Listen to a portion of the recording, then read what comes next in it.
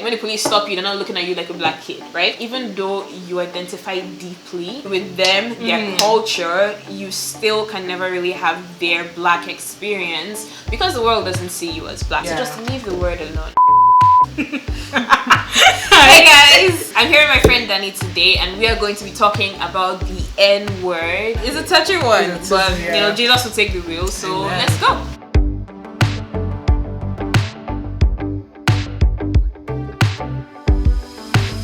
How do you feel about the N-word? Okay, so I've been someone that I don't advocate for the word at all. I think it's just not needed in a vocabulary. Whether it's being with a black person or whatever, it's just not needed. But I always like to give this context when I talk to my friends, my non-Nigerian friends, about stuff like this. Is that I grew up in Nigeria. And even though I moved there when I was younger too, but I still grew up in Nigeria. So being black there was not a thing. I don't know who said it in a movie or a talk. Was it Chimamanda? Yeah, in a book. In a book. She's talking about something. Okay, yes. Yeah. So we are black when we leave Africa. So we don't see ourselves as different because we're all surrounded by everybody's black. Exactly. So I never thought about my race or my skin color like that until I moved here. So a lot of the issues, and with that too, we went through our own kind of oppression in a different way, but I didn't experience that oppression of like slavery and our ancestors having to do that. So the weight of that doesn't hit me the same way. Like I empathize because we're humans. But when people are really passionate, pushing for certain things, I'm just like, well, I guess that's cool, and I'll support them because that's good for us all. So when it comes to things like the N-word, I know it doesn't affect me the same way that it does someone that actually maybe grew up here or in the States. So my opinion doesn't count that much. It doesn't count that much. I fully accept that, but I just feel like it shouldn't be part of the vocabulary at all. No, I think it's a great thing that you recognize like sort of your privilege in the situation, right? You were fortunate enough to grow up in a place where everybody was black, right? So that wasn't really something that was used to oppress you or put you down. Whereas other people, it was a word that has been thrown around, used on them a lot, right? So it's a problem. We were sort of spared some of that pain. I'm grateful that I had, my formative years in Nigeria, like, in terms of education, stuff like this, like racism. I'm thankful that I dodged some of that kind of, because racism likes to just come out like here and there. Like I'm still around. But I'm thankful that like my formative years were not like in the thick of that. I don't have a problem with it being used. If black people want to use it amongst themselves, then cool, that's your prerogative, right? But then about people who are not black saying the word, I empathize and I understand and I agree on the point that if you're not black, you shouldn't use the word, just because of the history of the word, right? We know where it came from, how it was used. Again, like we were not alive in the time of colonialism, but we learned about it. We've seen the after effects. Like our country is still facing that today. Because black people are like, oh, we want to reclaim the word. Good, let them reclaim the word, right? But if you're not a black person, what are you reclaiming? Leave the word alone. I don't know, that's just how I feel about it. The argument that a lot of people use in support of it is that it was used to hurt us before, I want to reclaim it. And in my head I'm like, it never meant a good thing. Like when it was created, when it was used, it was never in a good context. And it does empower us a little bit to use it among ourselves, but what are we really saying to ourselves when we use it to ourselves? It's not a word that has positive meaning in any way. That's my thing, right? I mean, even the B word for a woman, like I can jokingly call a friend like, oh, you, but I don't want to ever insult a woman that way. That word has a different meaning. Like it was not for women to start with. It's for animals. But the N word was created for black people to degrade them. So it's like, why are we calling ourselves that? I think it doesn't add anything to us. That's my thing. It doesn't add anything. Do you feel powerful and empowered by saying it? I just wonder. That's my thing. Okay, so let me try to explain, because I see what they mean when people say that, when they're like, we're taking back the word. Because think of like the kid in class who had a big head, right? And everybody always call him big head, right? Like, and then when they get older, they're like, yeah, I'm big head Jack. What? Like, I'm already calling myself that. So like in Pitch Perfect, Fat Amy. Oh. So like, she calls herself Fat Amy. Like, you can't use the word to make fun of her. I can never really fault human beings for trying to turn a negative thing around and being like, you know what? This thing you've tried to use to hurt me, it won't hurt me anymore. But at the same time, to come back to play devil's advocate, when a non-black person says it, it's not empowering. Of course not. But that's the thing, right? So I think if we're taking an example of Fat Amy, other people called her Fat Amy. She was like, yeah, I don't care. Like, this was used to hurt me before, but I've reclaimed it and it doesn't hurt me like that anymore. Yeah. So why does it have a different effect when someone else uses it? Oh no, there's a difference. I mean, so for Fat Amy, it's like fat is not a word that is used to describe a specific race. It's not something that was used like for slavery and colonization. Like there's not like 400 years of history tied to devaluing a specific. Yes, it has been used to shame people who look a certain way, but it wasn't a word that was systematically used to devalue an entire race for years and generations and generations. There's just a lot of negative history, a huge, broad, wide, deep, like it's different. It's kind of similar to like how women will make period jokes amongst themselves, but if a guy's like, well, why are you acting like you're on your period? They're like, whoa. I see where you're coming from and I completely understand it. But I feel like it doesn't empower even when we use it against each other. Like I'll call you my sister. I'll call if it's another black guy or my brother. You know, like I don't need to use that word that was created to oppress us. And I get you, and I think that's fair. That's totally valid because like in saying that do what you want with the word, right? Like it's your prerogative. It's also your prerogative if you don't want to use that. You don't want to use on you. Everybody has that right, and I think everybody should respect that. People should draw and respect those boundaries where it's like, yeah, like okay, we don't do that word here, or we do that word here, like whatever it is. I just think, depending on who you're working with, kind context. From relationship to relationship. I've had someone not directly call me it, but like it was like a not so okay person on the road. I was just walking somewhere and he uttered out the word. I was the only black person walking, so I think it was at me. And I was just like, oh, did he just?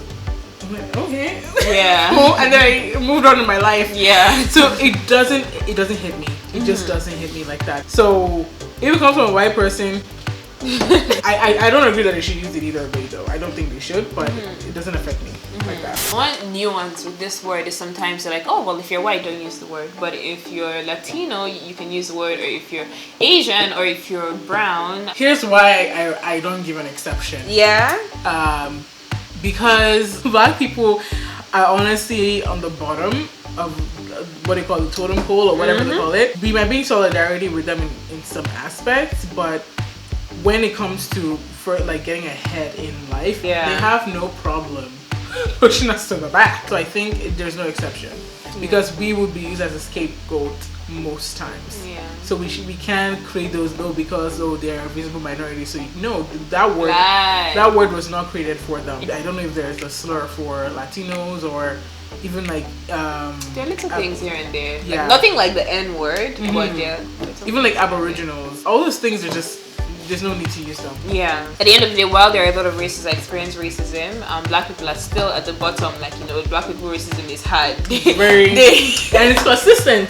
It's where consistent. You go, except for Africa. They saved like the strongest deluxe package for black people, and then other people get like other racism. Deluxe package. It's just, if you're a non-black person, please leave the word alone. Just leave it. Like don't touch it. The word didn't call your name, so leave it alone. Some people are like, these are my brothers, these are my sisters, like we grew up together. So when I say it, they know I don't mean any harm because I love them, right? But while I understand that, I just feel like if that word will never be used to describe you or degrade you, or if you can never be in a position where that word will be used on you, then you shouldn't be using it. You're not claiming, there's nothing for you to reclaim if it will never be used to put you down. Okay. If that makes sense. So say, I'm Latino and I run with a lot of black kids, which is, cool, and amongst ourselves we use the word. But then when I'm on the street, in a different neighborhood, just walking down the street, nobody's ever gonna look at me and call me a nigga, like, or if I'm white and I run with a lot of black kids, nobody's ever gonna look at you and use that word. When the police stop you, they're not looking at you like a black kid, right? Yeah. So the world works differently. Like, even though you identify deeply with the culture of these people, like of the black people, wherever they are, the black people.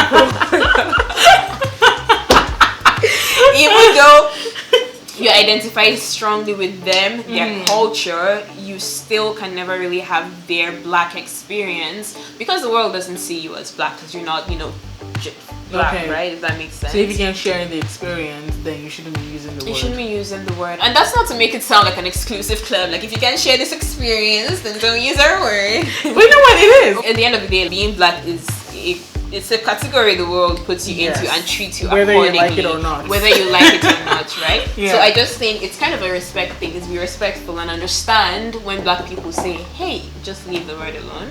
But I think it also comes from black people, like, holding their friends accountable. Because some people are like, oh, like me and my friends use the word, like why can't I use it? Like, but when they're in a different friend group, everybody's like, what did you say? You know, like, do you think that some black people should be letting their close friends use the word, or they should just be like, hey, listen, I know we're cool, but that's where I feel like it's complicated, because I don't think anyone, especially if they're younger, I don't think anyone is like trying to educate their white friends.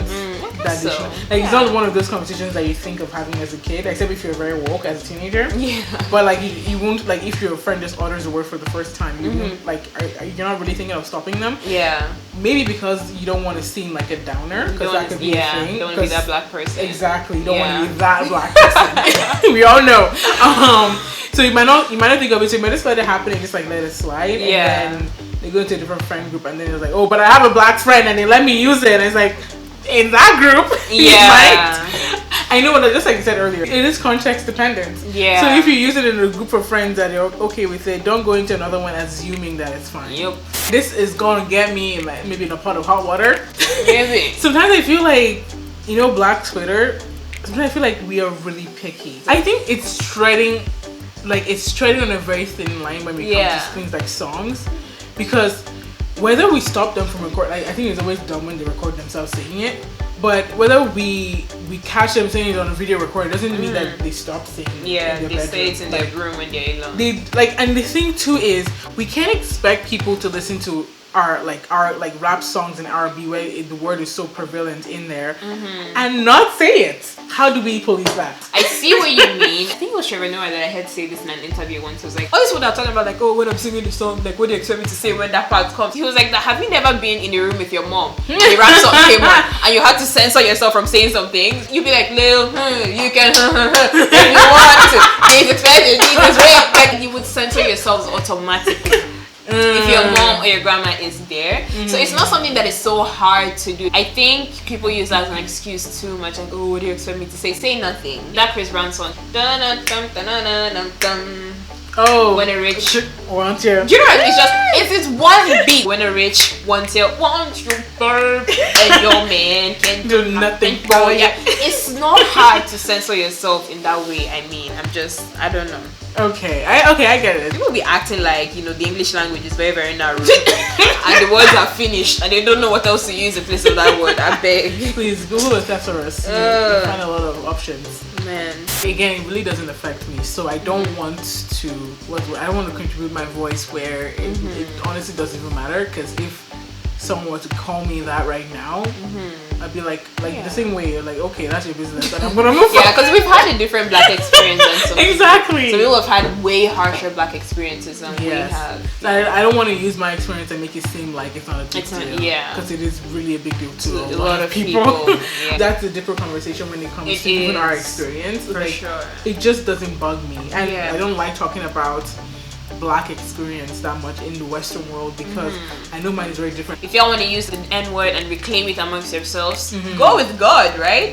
But if you're not, I just think it makes sense that, like, if you're not a black person, not just a person of color, if you're not a black person, and that word will never be used to degrade you, you will never experience the tragedies that black people experience, then please just leave the word alone. It's just, there's another level of oppression that thankfully you will never experience, right? So just leave the word alone, I think. Let it rest. Let it rest. But that is all we have for today. It's okay. Danny's first time. She has a YouTube channel. I will put her link in the description below. Check out her channel and everything. It's nice chatting. Yeah, thank you for being here. Yeah, girl. For having me here, because this is your apartment. Not my house. Bye, peeps.